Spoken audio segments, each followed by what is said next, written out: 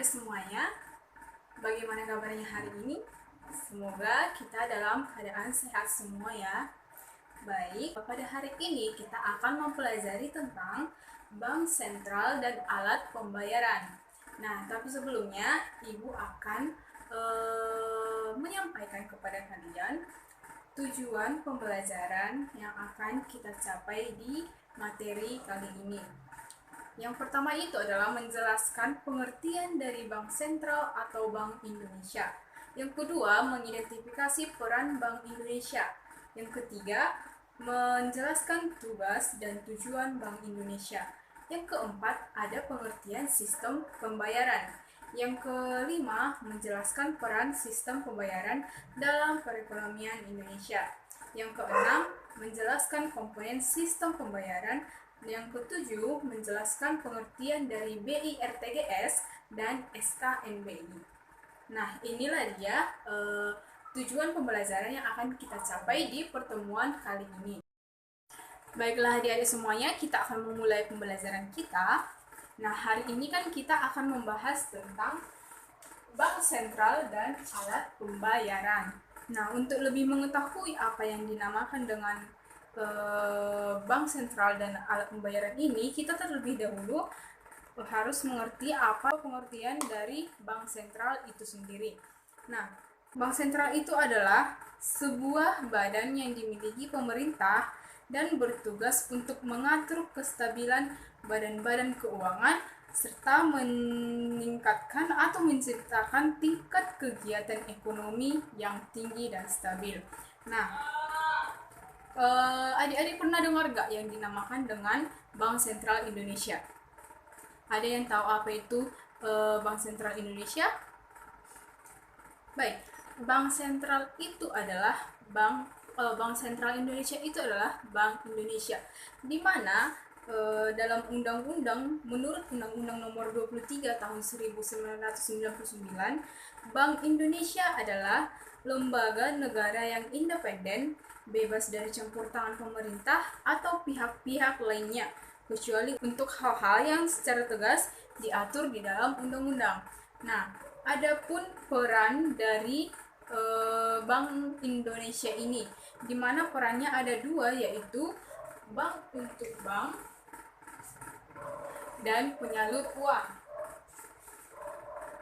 Nah, kita akan menjelaskan satu persatu. Kita akan menjelaskan yang pertama itu adalah bank untuk bank, di mana peranan Bank Indonesia sebagai bank untuk bank di sini maksudnya adalah Bank Indonesia memiliki peran untuk mengatur, mengoordinasi, mengawasi, serta memberikan tindakan kepada dunia perbankan. Jadi di sini Bank Indonesia mengurus dana-dana yang dihimpun dari masyarakat agar nanti disalurkan kembali kepada masyarakat, tetapi dia sudah benar-benar efektif penggunaannya sesuai dengan tujuan pembangunan. Kemudian peran yang kedua itu adalah penyalur uang, di mana di sini dikatakan Bank Indonesia itu berperan sebagai penyalur uang, terutama uang kartal.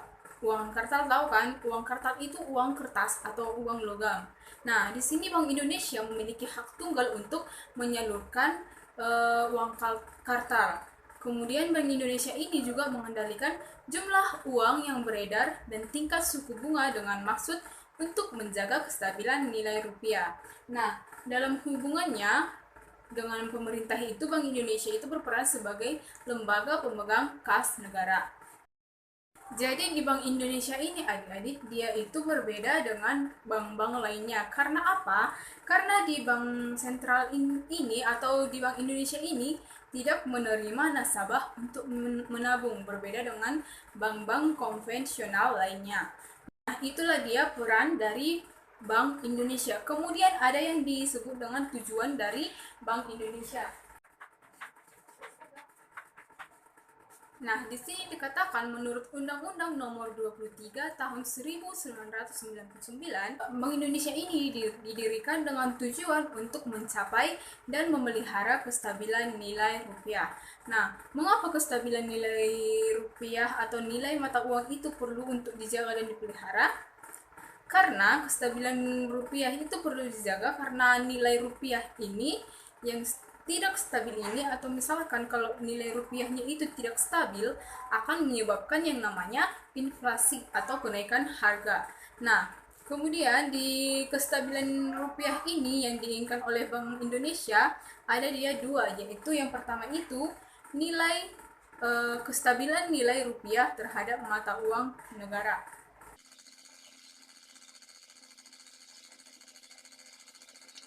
Kemudian yang kedua itu ada dia kestabilan nilai rupiah terhadap harga barang dan jasa.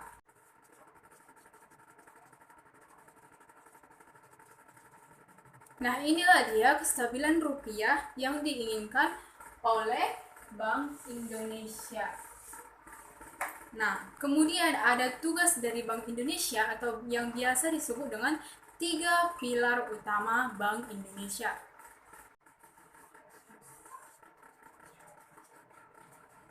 Yang pertama ada yang disebut dengan menetapkan dan melaksanakan kebijakan moneter.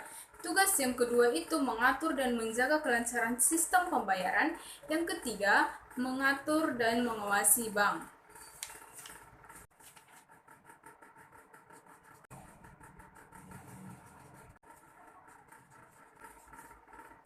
Baik, kita ke tugas yang pertama, yaitu menetapkan dan melaksanakan kebijakan moneter.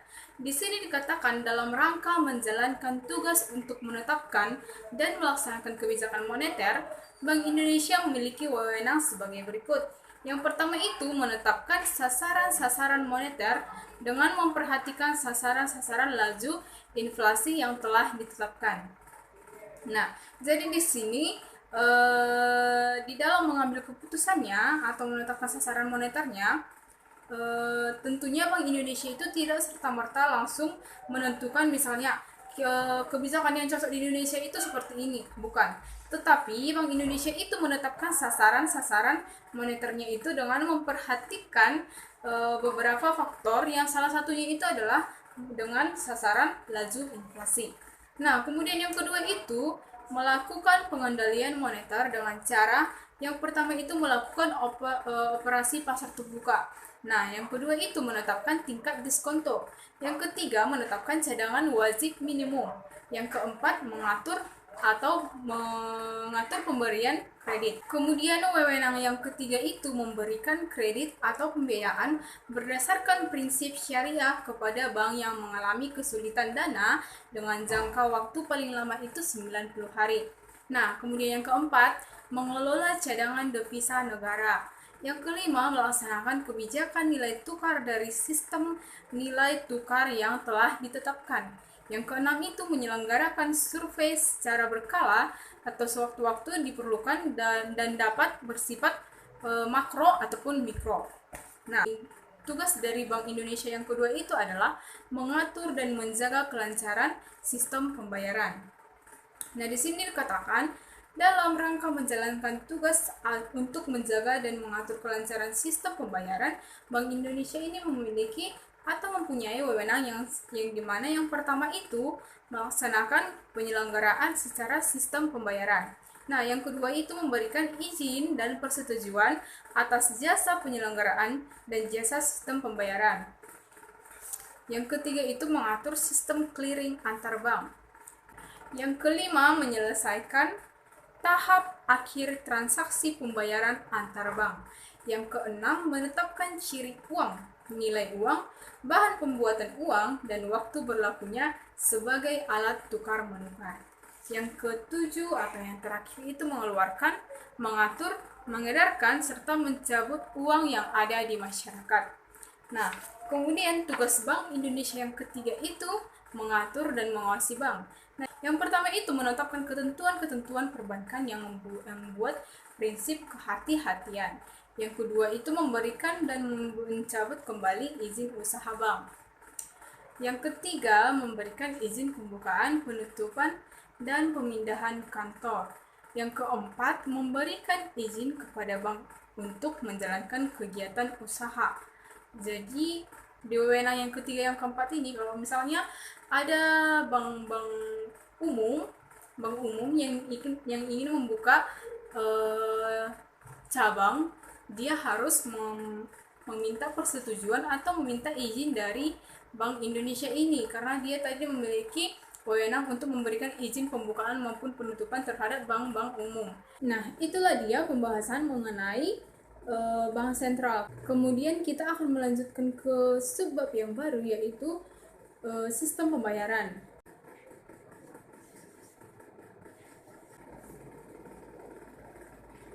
Di subbab yang lalu kan kita sudah mempelajari tentang tugas-tugas dari Bank Indonesia. Nah, di mana salah satu tugas dari Bank Indonesia itu adalah mengatur dan menjaga kelancaran sistem pembayaran. Nah, sistem pembayaran ini sangat lekat dengan kehidupan kita sehari-hari. Hampir setiap hari kita melakukan yang namanya sistem pembayaran ini. Misalnya kayak terjadi transaksi yang kita lakukan antara pihak kita dengan pihak yang lainnya. Nah, jadi transaksi-transaksi ini berkaitan erat dengan yang namanya sistem pembayaran. Untuk itu terlebih dahulu kita harus mengerti apa itu yang dinamakan atau yang dimaksud dengan sistem pembayaran. Baik, sistem pembayaran itu adalah sistem yang mencakup seperangkat aturan, lembaga, dan mekanisme yang digunakan untuk melaksanakan pemindahan dana guna memenuhi suatu sistem atau suatu kewajiban yang timbul dari suatu kegiatan. Nah, jadi di sini di sistem pembayaran ini adik-adik, sistem ini berkaitan dengan pemindahan sejumlah uang dari pihak yang satu dengan pihak yang lainnya. Misalnya antara penjual dan pembeli. Nah, kalau di sini kan akibat adanya transaksi ini terjadi kegiatan yang nanti ada pemindahan dana. Nah, tadi dikatakan sistem pembayaran mengatur terjadinya proses pemindahan dana. Kemudian dalam sistem pembayaran ini ada lembaga yang terlibat dalam memproses pemindahan dana ini. Kalau misalnya si pembeli ini membayar dengan uang tunai atau menggunakan rupiah, maka berarti lembaga ini adalah Bank Sentral atau Bank Indonesia. Nah, apabila misalnya kalau si pembeli menggunakan debit, artinya ada lembaga lain yang berupa bank umum. Jadi sekali lagi sistem pembayaran ini mencakup bagaimana aturannya atau lembaga-lembaga yang terlibat, kemudian bagaimana ini masing-masing bagian itu berinteraksi dalam melaksanakan pemindahan dana akibat dari suatu kegiatan ekonomi. Baik, kemudian ada peran sistem pembayaran dalam perekonomian, di mana peran itu yang pertama adalah elemen penting dalam infrastruktur keuangan untuk mendukung terciptanya stabilitas sistem keuangan. Yang kedua atau bagian B itu sebagai jaringan utama transmisi kebijakan moneter untuk mendukung kebijakan pengendalian yang lebih efektif dan lebih efisien. Yang ketiga itu ada dia pendorong efisiensi perekonomian nasional. Nah, di sistem pembayaran ini adik-adik ada dia komponen sistem pembayaran, terdapat komponen-komponen sistem pembayaran. Yang pertama itu kebijakan, yang kedua kelembagaan, yang ketiga alat pembayaran, yang keempat mekanisme operasional, yang kelima infrastruktur, dan yang terakhir itu adalah perangkat hukum. Baik, kita akan membahas yang pertama itu, yaitu kebijakan sistem pembayaran, di mana di sini dikatakan kebijakan sistem pembayaran antara satu negara dengan yang lainnya itu berbeda-beda. Hal ini disebabkan karena perbedaan sejarah, karakteristik, dan kebutuhan akan sistem pembayaran yang berbeda-beda antara satu negara dengan negara lainnya. Namun biasanya itu sistem pembayaran itu ditentukan oleh bank sentral negara tersebut. Misalnya di negara kita, negara Indonesia, yang termasuk bank sentral itu adalah Bank Indonesia. Jadi Bank Indonesia inilah yang mengatur atau yang membuat kebijakan sistem pembayaran yang ada di Indonesia. Karena apa? Ini dikarenakan karena sistem pembayaran itu selalu berhubungan erat dengan sistem moneter dan sistem perbankan. Nah, komponen yang kedua adalah kelembagaan sistem pembayaran. Kelembagaan ini di sini adalah lembaga yang secara langsung maupun tidak langsung berperan dalam sistem pembayaran.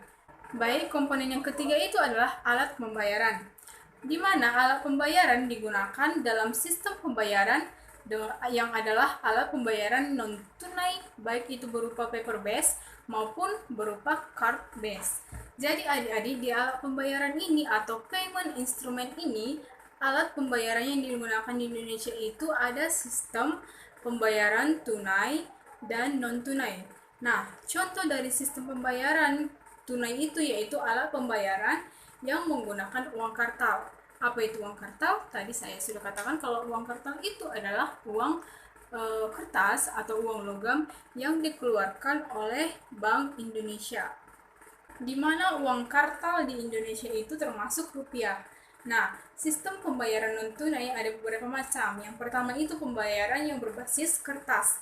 Misalnya itu cek atau misalnya cek biliet giro. Nah, itu dia merupakan pembayaran yang itu berbasis kertas. Nah, kemudian ada dia yang kedua itu alat pembayaran menggunakan kartu. Misalnya kartu kredit, kartu debit.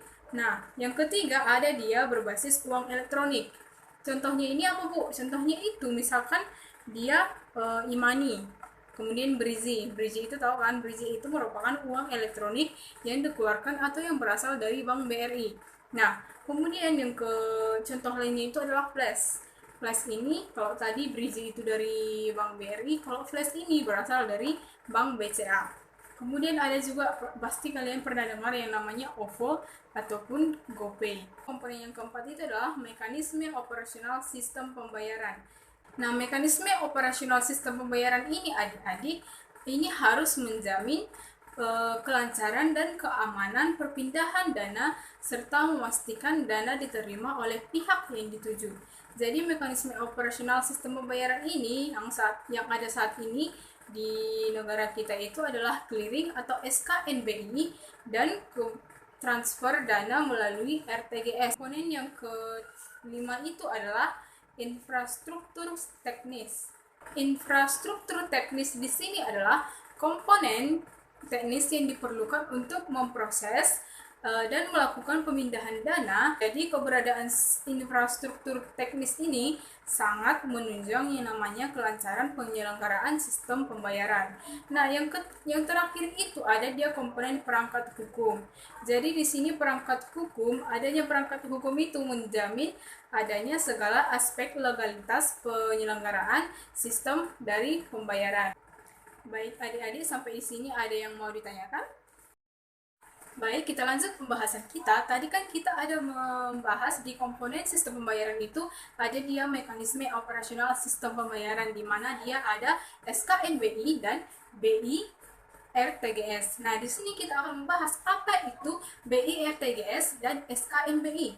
Nah, kita akan membahas yang pertama yaitu BI RTGS, di mana BI RTGS atau Real Time Gross Settlement ini adalah merupakan sistem transfer pemindahan dana elektronik yang penyelesaiannya itu dilakukan setiap ada transaksi individual dan bersifat seketika. Jadi di BI RTGS ini adik-adik secara prinsip dia kecepatan penerimaan atau transferan yang dilakukan melalui RTGS ini lebih cepat, namun tetap memperhatikan yang namanya jam kerja. Nah, kemudian kalau kita misalnya mentransfer menggunakan RTGS ini cocok digunakan untuk transfer dalam jumlah yang besar. Karena apa? Karena hanya bisa dilakukan dengan nominal transfer itu minimal 100 juta rupiah.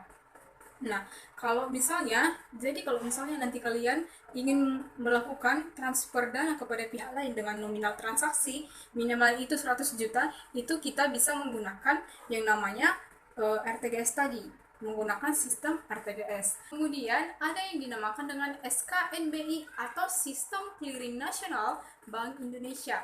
Jadi adik-adik, SKNBI ini merupakan sistem clearing Bank Indonesia yang terdiri atas clearing kredit dan clearing debit, yang dimana penyelesaiannya itu dilakukan secara nasional. SKNBI ini adik-adik terdapat dua penyelenggara SKNBI, yaitu yang pertama itu penyelenggara clearing nasional atau PKN, yang dimana ini adalah unit kerja yang di kantor BI yang bertugas untuk menyelenggarakan dan mengelola SKNBI itu secara nasional. Kemudian yang kedua itu adalah penyelenggara clearing lokal atau PKL, yaitu unit kerja di BI dan bank yang memperoleh persetujuan dari BI untuk menyelenggarakan dan mengelola SKNBI di suatu wilayah clearing tertentu. Itulah dia pembahasan kita mengenai sistem pembayaran.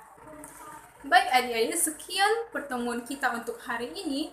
Tapi sebelum kita mengakhiri pertemuan kita, terlebih dahulu Ibu akan memberikan kesimpulan dari materi pembelajaran kita untuk hari ini.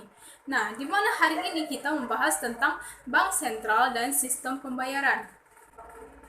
Di mana bank sentral itu merupakan sebuah badan yang dimiliki pemerintah dan bertugas untuk mengatur kestabilan badan-badan keuangan serta menciptakan tingkat kegiatan ekonomi yang tinggi dan stabil. Kemudian Bank Indonesia itu memiliki peran. Yang pertama itu bank untuk bank, yang kedua penyalur uang. Kemudian ada dia tujuan dari Bank Indonesia, di mana tujuannya itu adalah untuk mencapai dan memelihara kestabilan nilai rupiah. Kemudian ada tugas dari Bank Indonesia yang biasa disebut dengan 3 pilar utama Bank Indonesia, di mana yang pertama itu menetapkan dan melaksanakan kebijakan moneter. Yang kedua adalah mengatur dan menjaga kelancaran sistem pembayaran. Yang ketiga, mengatur dan mengawasi bank. Nah, kemudian kita membahas tentang sistem pembayaran, di mana sistem pembayaran itu merupakan sistem yang mencakup seperangkat aturan atau lembaga dan mekanisme yang digunakan untuk melaksanakan pemindahan dana yang digunakan untuk memenuhi suatu kewajiban yang timbul dari suatu kegiatan ekonomi. Nah, di sistem pembayaran ini juga memiliki peran dalam perekonomian. Yang pertama itu elemen penting dalam infrastruktur keuangan.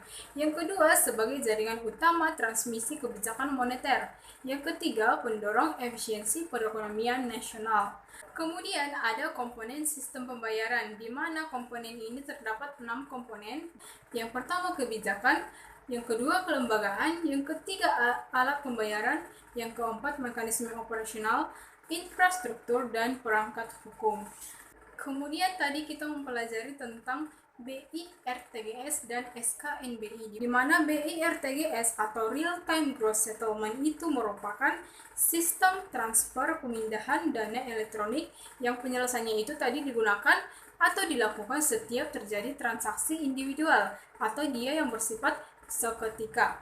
Ada yang disebut dengan SKNBI, di mana SKNBI itu tadi sistem clearing nasional Bank Indonesia, di mana dia terdapat 2 penyelenggara. Yang pertama itu penyelenggara clearing nasional atau PKN, yang kedua penyelenggara clearing lokal atau PKL. Baik adik-adik, itulah dia kesimpulan dari pembelajaran kita untuk hari ini. Sekarang kita tiba di akhir pertemuan kita. Saya ucapkan terima kasih. Nah, untuk pertemuan kita minggu depan, kita akan melanjutkan dengan materi alat pembayaran. Nah, untuk itu nanti adik-adik semua dipelajari terlebih dahulu tentang alat pembayaran ini, supaya nanti di pertemuan kita untuk selanjutnya kita lebih lancar dalam melakukan proses pembelajaran kita. Sekian pertemuan kita untuk hari ini.